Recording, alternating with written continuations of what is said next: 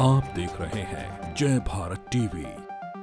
देश में तीसरे चरण का मतदान शुरू होने जा रहा है, लेकिन इस बीच इलेक्शन कमीशन द्वारा जो पहले 2 चरणों के मतदान का प्रतिशत फाइनल दिया गया, उससे विपक्षी दल खासे उलझे और नाराज दिखाई दिए हैं। विपक्ष के नेताओं का ये कहना है कि 5% से ज़्यादा वोट बढ़ गया।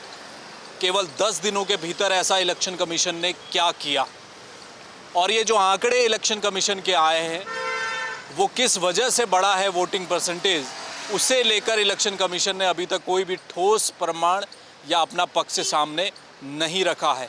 बड़ा सवाल ये भी उठ रहा है कि अगर 6% के आसपास वोट शेयर बढ़ा है, वोटिंग परसेंटेज बढ़ा है, तो कुल मतदाताओं की संख्या क्या रही, ये भी इलेक्शन कमीशन ने नहीं बताया है। क्या है ये पूरा मामला, इसे समझिए। लोकसभा चुनाव के लिए 19 अप्रैल को पहले चरण की वोटिंग हुई और दूसरे दिन चुनाव आयोग का जो आंकड़ा सामने आया वो लगभग 60% का था।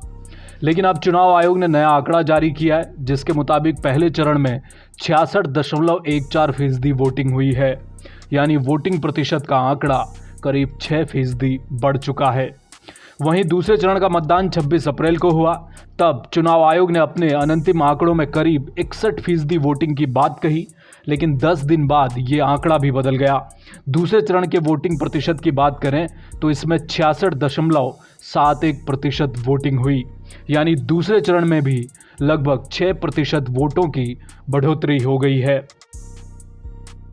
पहले चरण का जब मतदान हुआ 19 अप्रैल को, तो विपक्ष ने उस घटे हुए मतदान प्रतिशत को अपनी जीत का इशारा बताया। दूसरे चरण में भी कमोबेश वही स्थिति दिखी, तो विपक्ष ने ये साफ कर दिया कि देश में मतदाता सत्ताधारी दल से नाराज है, इसलिए वोट करने नहीं निकला। ये सीधा सीधा फ़ायदा विपक्षी दलों को मिलने जा रहा है।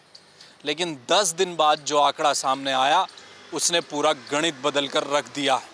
क्या ऐसा है? अब क्या माना जाए? जो विपक्ष कम वोटिंग परसेंटेज को अपने फेवर में ले रहा था, वो अब क्या करेगा? तो इसलिए ये जो उलझन पहले चरण के मतदान के बाद से बनी हुई है, वो उलझन अभी भी कायम है।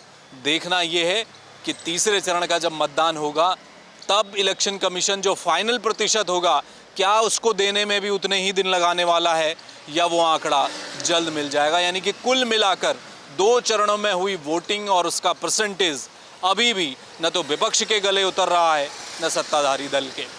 कैमरामैन मयूर उपाध्याय के साथ हेम भट्ट, जय भारत टीवी।